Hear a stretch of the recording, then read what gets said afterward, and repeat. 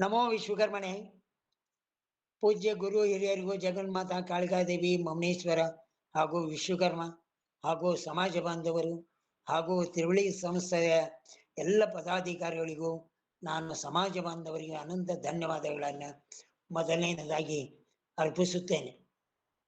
ಇಲ್ಲಿವರೆಗೂ ಆಧ್ಯಾತ್ಮಿಕವಾಗಿ ಶ್ರೀ ಮೋಹನ್ ರಾವ್ ಶರ್ಮಾ ಅವರು ಶಿಲ್ಪಿಗಳು ಸಾಕಷ್ಟು ಕೂಲಂಕುಷವಾಗಿ ವಿವರವಾಗಿ ಉಪಕರ್ಮದ ಬಗ್ಗೆ, ವಿಶ್ವಕರ್ಮನ ಬಗ್ಗೆ ಸಾಕಷ್ಟು ಹೇಳಿದ್ದಾರೆ. ಆದರೆ ಈ ಅವಕಾಶ ನನಗೊಂದು, ಆದರೆ ನಾನು ವೇದಾಧ್ಯಯನ ಮಾಡಿದವನಲ್ಲ. ಆದರೂ ಕೂಡ ಸಾಕಷ್ಟು ಜನ ಎಲ್ಲರೂ ಈ ಕಾರ್ಯಕ್ರಮವನ್ನ ತಾವು ಆಲಿಸ್ತಾ ಇದ್ದೀರಾ. ಅಂಥವ್ರ ಮುಂದೆ ನಾವು ಮಾತಾಡೋದು ಸಮಂಜನೆ ಅಲ್ಲ ಅಂತ ನನ್ನ ಭಾವನೆ. ಆದರೂ ಕೂಡ ಕಾರಣ ನಿಮಿತ್ತ ಎರಡು ಮಾತುಗಳನ್ನ ಆಡೋದು ನಮ್ಮ ಕರ್ತವ್ಯ. ಆದ್ದರಿಂದ ಎರಡು ಮಾತುಗಳನ್ನ ಶ್ರೀ ವೀರೇಶ್ ಬಡಿಗೇರಿ ಅವರು ನನಗೆ ಆತ್ಮೀಯರ ಕೇಳಿದ್ದಕ್ಕಾಗಿ ನನ್ನ ತೊದಲು ನುಡಿಗಳನ್ನ ನಾನು ಹೇಳ್ತೀನಿ. ನಾವು ಮಾತಾಡೋದ್ರಲ್ಲಿ ಏನಾದ್ರು ತಪ್ಪು ಒಪ್ಪುಗಳಾದರೆ ಕ್ಷಮೆ ಮೊದಲೇದಾಗಿ ಕೇಳ್ತೇನೆ. ಈಗ ನಮ್ಮ ಪೂಜ್ಯರು ಸಾಕಷ್ಟು ವಿಶ್ವಕರ್ಮನ ಬಗ್ಗೆ, ಆವಾಗ ಉಪಕರ್ಮದ ಬಗ್ಗೆ, ಆವಾಗ ಜನವಾರದ ಬಗ್ಗೆ ಸಾಕಷ್ಟು ಹೇಳಿದರು. ಆದರೆ ನಾವು ಇಲ್ಲಿವರೆಗೂ ಬರೀ ಚಿಂತನೆ ಮಾಡ್ತಾ ಬಂದಿದ್ದೀವೇನಾ. ನನ್ನ ಒಂದು ಮನೋ ಅಭಿಪ್ರಾಯ ಪ್ರಕಾರ ನಾವು ವಿಶ್ವಬ್ರಹ್ಮಣರು ಇಷ್ಟು ಶ್ರೇಷ್ಠವಾದವರು. ನಾವು ಬ್ರಾಹ್ಮಣರೇ, ವಿಶ್ವಕ್ಕೆ ಬ್ರಾಹ್ಮಣರಾದವರು ವಿಶ್ವಬ್ರಹ್ಮಣರು. ನಾವು ಧರ್ಮವನ್ನ ಪಾಲಿಸುವಂತ ವ್ಯಕ್ತಿಗಳೇ ಬ್ರಾಹ್ಮಣರು ಅಂತ. ಆಮೇಲೆ ನಾವು ಎಲ್ಲ ಜನಾಂಗದವ್ರಿಗಿಂತ ಶ್ರೇಷ್ಠವಾದ ಜನಾಂಗದವರೆಂದು ಕೈ ಎತ್ತಿ ಹೇಳ್ಬೋದು. ನಾವು ಪಕ್ಕಾ ವಿಶ್ವಕರ್ಮರೇ, ವಿಶ್ವಬ್ರಾಹ್ಮಣರೇ. ಯಾರು ವಿಶ್ವಕರ್ಮರ ಅನ್ನುವುದೇ ನಾವು ವಿಶ್ವಬ್ರಾಹ್ಮಣರು ಅಂತ ಹೇಳಿ ಹೆಮ್ಮೆಯಿಂದ ನಾವು ಹೇಳ್ಕೊಳ್ಬೇಕಾಗತಿ. ಯಾಕಂದರೆ ನಾವು ಆಚಾರ ವಿಚಾರ ಧರ್ಮವನ್ನು ಪಾಲಿಸುವಂತ ವ್ಯಕ್ತಿಗಳಾಗಿದ್ದರಿಂದ ನಾವು ವಿಶ್ವಬ್ರಾಹ್ಮಣರು ಅಂತ ನಾವು ಧಾರಾಳವಾಗಿ ಹೇಳ್ಬೋದು. ಮತ್ತು ಮೇಲಾಗಿ ನಾವು ಶ್ರೇಷ್ಠರಂತ ಹೇಳ್ಬೋದು. ಆವಾಗ ಇವಾಗ ನಾವು ನಮ್ಮ ಮಕ್ಕಳಿಗೆ, ನಾನು ಆಧ್ಯಾತ್ಮಿಕ ಬಗ್ಗೆ ಮಾತಾಡುವುದಿಲ್ಲ, ನಾವು ನಮ್ಮ ಮಕ್ಕಳಿಗೆ ಒಂದು ವಿದ್ಯಾಭ್ಯಾಸ ಕೊಡುಗೋಸ್ಕರ ನಾವು ನಮ್ಮ ಮಕ್ಕಳಿಗೆ ನೀನು ಡಿಗ್ರಿ ಮಾಡು, BSc MBBS ಮಾಡು, BE ಮಾಡು, ವಕೀಲಾಗು, ಎಷ್ಟೋ ನಾವು ಸಂಸ್ಕಾರ ಕೊಡ್ತೀವಿ ಮಕ್ಕಳಿಗೆ. ನಮ್ಮ ಮಕ್ಕಳಿಗೆ ನಾವು ಧರ್ಮದ ಬಗ್ಗೆ ಸಂಸ್ಕಾರ ಕೊಡಲ್ಲ. ಇದು ಮೊದಲನೇ ತಪ್ಪು. ನಾವು ವಿದ್ಯಾಭ್ಯಾಸಕ್ಕೆ ಹೆಂಗೆ ನಾವು ಪ್ರಚೋದನೆ ತೋರುತ್ತೀವೋ ನಮ್ಮ ಮಕ್ಕಳಿಗೆ ನಮ್ಮ ಧರ್ಮದ ಬಗ್ಗೆ ಹೇಳಿದರೆ ಧರ್ಮ ಉಳಿತೈತಿ. ಇವತ್ತು ಇಂದಿನ ಪರಿಸ್ಥಿತಿಯಲ್ಲಿ ನಮ್ಮ ಧರ್ಮ ನಶಿಸಿ ಹೋಗುವಂತ ಸಂದರ್ಭ ಇದೆ. ಇದು ನಾನು ಬಹಳ ಮನನೊಂದು ಹೇಳುವಂತ ವಿಷಯ, ಸಭೆಯಲ್ಲಿ ಹೇಳಬಾರದು. ಆದರೂ ನಮ್ಮ ಎಲ್ಲಾ ಧರ್ಮಗಳನ್ನು ನೋಡಿದಾಗ ನಾವು ಬಹಳ ಹಿಂದೆ ಉಳಿದಿದ್ದೇವೆ ಅಂತ ನಮಗೆ ಒಂದು ಭಾಸವಾಗತ್ತೆ. ಇವತ್ತು ಉದಾಹರಣೆ, ಎಲ್ಲಾ ಧರ್ಮದವರಿಗೂ ಸಾಕಷ್ಟುಗಳು ಯಾವುದಕ್ಕೂ ಆಧಾರ ಇಲ್ಲ. ಆದ್ರೆ ವಿಶ್ವಬ್ರಹ್ಮಣ್ಯರಿಗೆ ಮಾತ್ರ ಪುರಾತನ ಭೂಮಿ ಎಂದು ಹುಟ್ಟಿತು ಅವತ್ತಿನಿಂದ ಇಲ್ಲಿವರೆಗೂ ಪ್ರತಿಯೊಂದು ಆಧಾರ ಇದೆ. ನಾವು 5 ವಿದ್ಯೆಗಳಲ್ಲಿ ಬಹಳ ಶ್ರೇಷ್ಠ, ನಾವು ಶ್ರೇಷ್ಠ ಅಂತ ಹೇಳ್ಕೊಂತೀವಿ. ನಾವು ನಮ್ಮ ಶ್ರೇಷ್ಠತೆಯನ್ನ ಕಾಪಾಡ್ಕೊಂತ ಇಲ್ಲ. ನಾವು ಯಜ್ಞೋಪವೀತ ಧಾರಣೆ ಮಾಡಬೇಕು, ನಾವು ಉಪನಯನ ಮಾಡಬೇಕು, ನಾವು ಬ್ರಾಹ್ಮಣರು ಅಂತ ಹೇಳ್ಕೊಂತೀವಿ. ನಾವು ಆಚರಣೆ ಮಾಡುವುದಲ್ಲ. ನಮ್ಮ ಧರ್ಮ ನಶಿಸಿ ಹೋಗ್ಬೇಕಾದ್ರೆ ಇದೇ ಮೇನ್ ಕಾರಣ. ನಾವು ಎಲ್ಲರೂ ಆವಾಗ ಯಜ್ಞೋಪವಿಯನ್ನ ಹಾಕೋಬೇಕು. ನಾವು ವಿಶ್ವಬ್ರಾಹ್ಮಣರು ಕೇವಲ 8 ವರ್ಷದಲ್ಲಿ ಮಾಡಬೇಕು. 16 ವರ್ಷದ ಮೇಲೆ ಉಪನಯನ ಮಾಡಕ್ ಆಗುದಿಲ್ಲ. ಅಗಳೊಬ್ಬರು ಪ್ರಶ್ನೆ ಕೇಳಿದ್ರು, 16 ವಯಸ್ಸಾದ್ಮೇಲೆ ಉಪನಯನ ಮಾಡಕ್ ಬರುದಿಲ್ಲ ಅಂತ ವೇದಗಳು ನಮ್ಮ ಧರ್ಮ ಹೇಳ್ತೈತಿ. ಆದ್ರೆ ಇವಾಗ ವಯಸ್ಸಾದ್ಮೇಲೆ, ಮುದುಕರಾದ್ಮೇಲೆ ತಮ್ಮ ಅನುಕೂಲ ಆದಾಗ ಮಾಡ್ತಾರ, ಅದು ತಪ್ಪು. ಮತ್ತು ಮೇಲಾಗಿ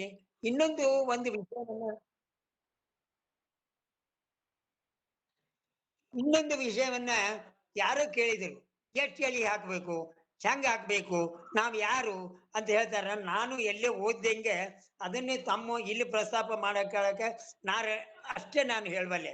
ಬ್ರಹ್ಮಚಾರಿ 3 ಎಳಿನ ಹಾಕ್ಬೇಕು. ಆವಾಗ ವಿವಾಹ ಸಮಯದಲ್ಲಿ ಇನ್ನು 3 ಎಳಿ 6 ಹಾಕ್ತಾರೆ. ಈ ಯಜ್ಞೋಪಯುಕ್ತ ಬಗ್ಗೆ ಸಾಕಷ್ಟು ಚರ್ಚೆಗಳಾಗಿದ್ದವು. ಎಲ್ಲಾ ಚರ್ಚೆಯಲ್ಲಿ ಕೆಲವೊಂದು ಚರ್ಚೆಗಳಲ್ಲಿ ನಾನು ಭಾಗಿಯಾದವನೇ. ಅಲ್ಲಿ ಏನ್ ಹೇಳ್ತಾರೆ ಅಂದ್ರೆ, 2 ಎಳಿ 6 ಎಳಿ ವಿವಾಹ ಆದ್ಮೇಲೆ ಯಾಕೆ ಹಾಕ್ತಾರಪ್ಪ ಅಂದ್ರೆ, ಮೊದಲು ಪ್ರಥಮವಾಗಿ ಪುರಾತನ ಕಾಲದಲ್ಲಿ ಮಹಿಳೆಯರಿಗೂ ಉಪನಯನ ಮಾಡು ಸಂಸ್ಕಾರ ಇತ್ತು. ಆದ್ರೆ ಒಂದು ಸಲ ಆ ಉಪನಯನ ಮಾಡಿ ಜನಿವಾರ ಧರಿಸಿದ ಮೇಲೆ ಅವನು ಮೃತನಾಗುವವರೆಗೂ ಅವನು ಯಜ್ಞೋಪವೀತ ತೆಗೆಯುವುದಕ್ಕೆ ಬರುವುದಿಲ್ಲ. ಒಂದು ಶಾಸ್ತ್ರ ಹೇಳೋದ್ರ ಬಗ್ಗೆ ನಾವು ಬ್ರಾಹ್ಮಣರು ಆಚಾರ ವಿಚಾರವಂತರು, ನಾನು ಸಂಧ್ಯಾವನ ಮಾಡ್ತೇನೆ ಜನರಿಗೆ ತೋರ್ಕೊಳ್ಳಾಕ ಸಹಿತ ನಮ್ಮಲ್ಲಿ ಜನಿವಾರ ಇರ್ತೈತಿ, ಇವನು ಶ್ರೇಷ್ಠವಾದವನು ಅಂತ. ಆದ್ದರಿಂದ ಅವಾಗ ಮಹಿಳೆಯರಿಗೆ ಹಾಕೋದು ಉಪನಯನ ಸ್ಟಾಪ್ ಮಾಡಿದ್ರು. ಯಾಕೆಂದರೆ ಅವರಿಗೆ ಋತುಚಕ್ರ ಬರುವುದರಿಂದ ಅವರು ಮತ್ತೆ ಆ ಸಮಯದಲ್ಲಿ ಜನಿವಾರ ತೆಗೆದು ಇಡ್ಬೇಕಾಗತ್ತೆ. ಒಂದು ಸಲ ಜನಿವಾರ ಹಾಕಿದ್ಮೇಲೆ ಅವ ಮೃತನಾದ್ಮೇಲೆ ಸ್ರವದ ಮೇಲೆ ಅಷ್ಟೇ ತೆಗಿತಾರೆ ಜನಿವಾರ. ಆ ಒಂದು ಸಂಪ್ರದಾಯದಿಂದ ಹೆಣ್ಮಕ್ಳಿಗೆ ತೊಂದರೆ ಆಗುವುದರಿಂದ, ಋತುಚಕ್ರ ಬರುವುದರಿಂದ ಅವ್ರು ಜನಿವಾರ ತೆಗೆದು ಇಡಬೇಕಾಗತಿ. ಆ ಕಾರಣದಿಂದ ಬ್ರಹ್ಮಚಾರಿ 3 ವಿವಾಹವಾದ ಹೆಂಡತಿಯ ಒಂದು 3 ಜನಿವಾರ ಸೇರಿ 6 ಎಳೆ ಹಾಕಿದ್ದಾರೆ ಅಂತ ನಾನು ಕೇಳಿದ್ದೇನೆ, ಕೆಲವು ಕಡೆ ಓದಿದ್ದೇನೆ. ಇದು ನನ್ನ ಸ್ವಂತ ಅಭಿಪ್ರಾಯ ಅಲ್ಲ, ನಾನು ತಿಳ್ಕೊಂಡಿದ್ದು ತಮ್ಮ ಮುಂದೆ. ಇದು ಸರಿನೋ ತಪ್ಪೋ ಗೊತ್ತಿಲ್ಲ, ಆದ್ರೆ ನನಗೆ ತಿಳಿದಷ್ಟು ನಾನು ನನ್ನ ಭಾಷೆಯಲ್ಲಿ ಹೇಳೋದು ನನ್ನ ಕರ್ತವ್ಯ. ಆಮೇಲೆ ಇನ್ನೊಂದು ನಮ್ಮ ಧರ್ಮದ ಬಗ್ಗೆ ಹೇಳ್ಬೇಕಂದ್ರೆ, ಯಾರು ಮನೆಯಲ್ಲಿ ಒಂದು 100% ನಲ್ಲಿ 90% ಯಾರು ಧರ್ಮವನ್ನು ಪಾಲಿಸುವುದಿಲ್ಲ ನಮ್ಮವರು. ಯಾಕೆ ಪಾಲಿಸುವುದಿಲ್ಲ? ಧರ್ಮದ ಮೇಲೆ ಅಭಿಮಾನ ಇಲ್ಲ. ನನ್ನ ಧರ್ಮ ಯಾವುದು, ನಮ್ಮ ದೇವರು ಯಾವುದು, ವಿಶ್ವಕರ್ಮ ಯಾರು, ಎಷ್ಟು ಸಾಹಿತಿಗಳು ಸಾವಿರಾರು ಪುಸ್ತಕ ಬರೆದಿದ್ದಾರೆ.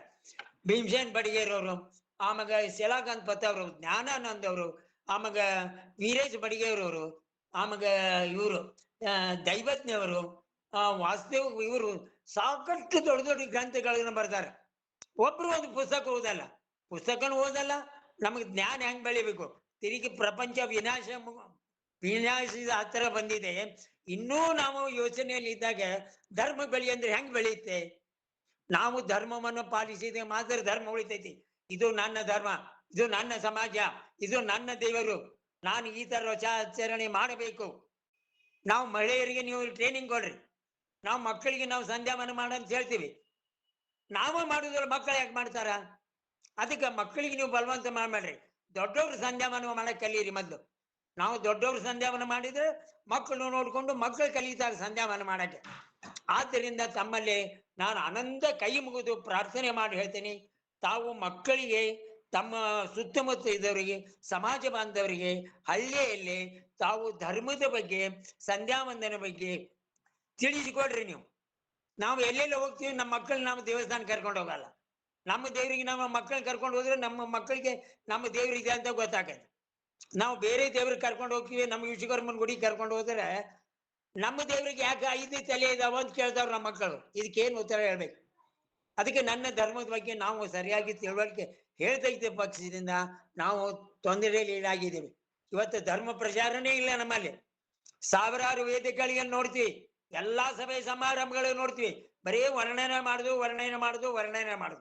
ಆದ್ರೆ ನಮ್ಮ ಧರ್ಮವನ್ನು ಹೆಂಗ್ ಪಾಲಿಸ್ಬೇಕು, ಧರ್ಮವನ್ನು ಹೆಂಗ್ ಉದ್ಧಾರ ಮಾಡಬೇಕು, ಧರ್ಮವನ್ನು ಹೆಂಗ ಮುಂದೆ ತರಬೇಕು, ಹಿಂಗ ಬಿಟ್ರೆ ನಶಿಸಿ ಹೋಗ್ಬಿಡ್ತೈತಿ. ಇವತ್ತು ವಿಶ್ವಕರ್ಮರು ಹೇಳ್ಕೊಳಕ್ ಸಂಕೋಚ ಪಡ್ತಾರೆ.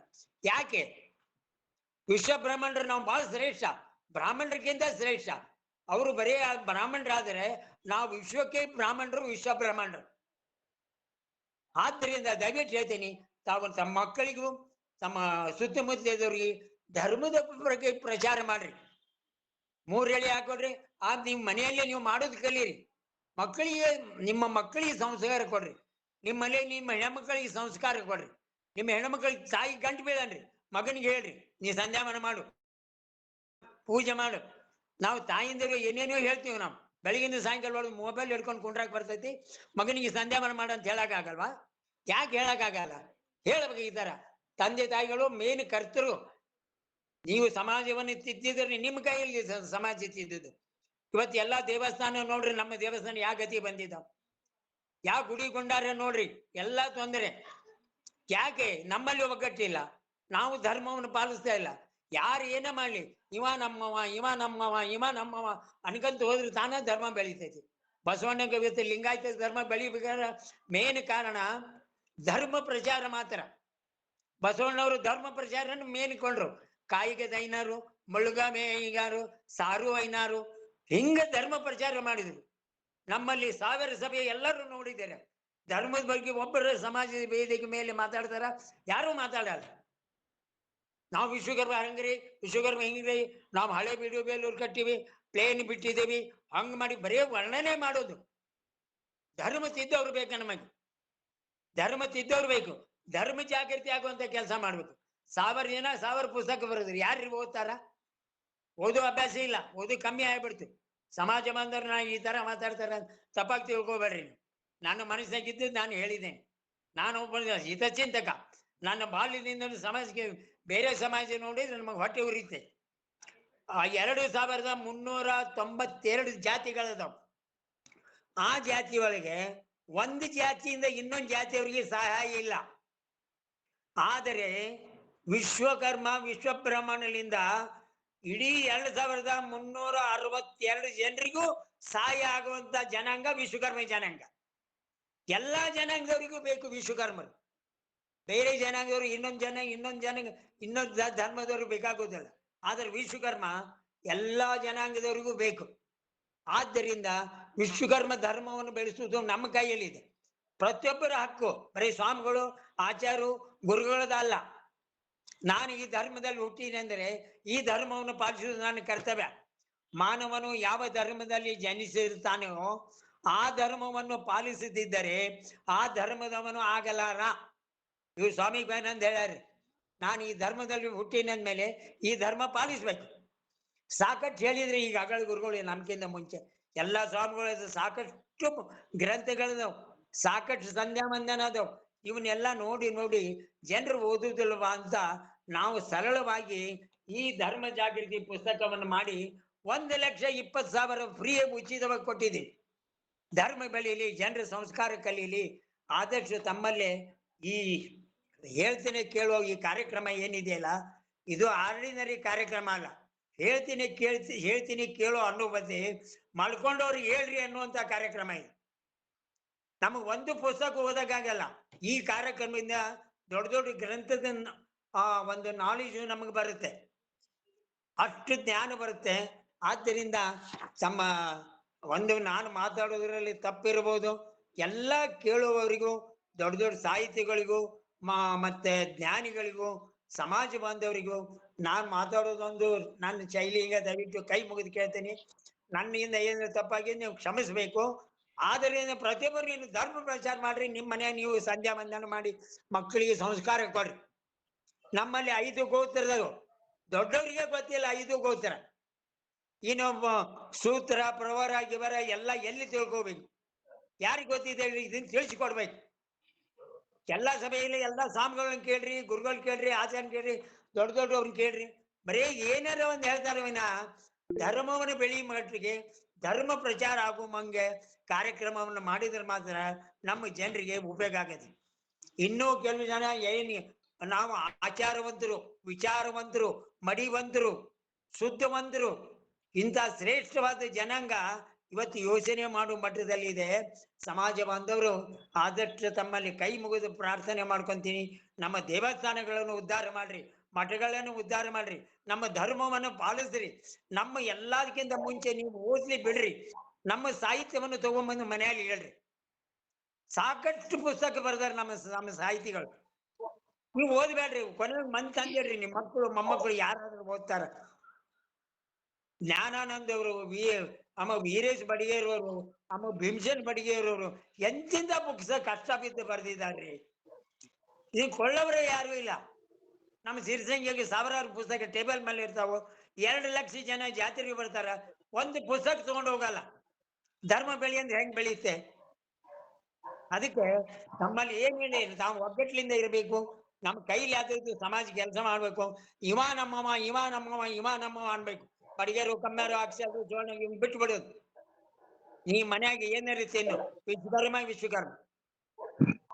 ಆದ್ದರಿಂದ ನಾವೆಲ್ಲರೂ ನನಗೊಂದು ಅವಕಾಶ ಮಾಡಿಕೊಟ್ಟಂತ ವೀರೇಶ್ ಬಡಿಗೇರವರಿಗೂ, ಆಗ ತಿರುವಳಿ ಸಂಸ್ಥೆಯವರಿಗೂ, ಸಮಾಜ ದೊಡ್ಡ ದೊಡ್ಡ ಸಾಹಿತಿಗಳು, ಆಚಾರ್ಯರು, ಗುರುಗಳು ಎಲ್ಲರೂ ನಮ್ಮ ಮಾತು ಕೇಳಿದಿರಿ. ನನ್ನಿಂದ ತಪ್ಪೇನಾರಾಗಿದ್ದಾರೆ ಇನ್ನೊಂದ್ಸಲ ಕೈ ಮುಗಿದು ಪ್ರಾರ್ಥನೆ ಮಾಡ್ಕೊಂತೀನಿ. ನಾನು ಮಾತಾಡೋದು ತೊದಲು ನುಡಿಯಿಂದ ಏನಾರ ಯಾರಿಗೆ ಮನಸ್ಸಿನವಾಗಿ ಕ್ಷಮೆ ಕೊರಬೇಕು. ನಾವು ಮಾತಾಡೋದು ತಪ್ಪಿದ್ರೆ ಕ್ಷಮೆ ಕೇಳಿ ನಾನು 2 ಮಾತುಗಳನ್ನು ಮುಗಿಸಕ್ಕೆ ಅವಕಾಶ ಮಾಡಿಕೊಡ್ಬೇಕು. ನನಗೆ ಅವಕಾಶ ಮಾಡಿಕೊಟ್ಟಂತ ವೀರೇಶ್ ಬಡಿಯವರವರಿಗೂ, ತ್ರಿವೇಣಿ ಸಂಸ್ಥೆಯವರಿಗೂ ಸಹ ಸಂಸ್ಥೆಯವರಿಗೂ ನಾನು ಅನಂತ ಧನ್ಯವಾದಗಳನ್ನು ಅರ್ಪಿಸಿ ನನ್ನ 2 ಮಾತುಗಳನ್ನು ಮುಗಿಸ್ತೀನಿ. ಕ್ಷಮಿಸಬೇಕು ಎಲ್ಲರಿಗೂ. ನಮಸ್ಕಾರ ಎಲ್ಲರಿಗೂ.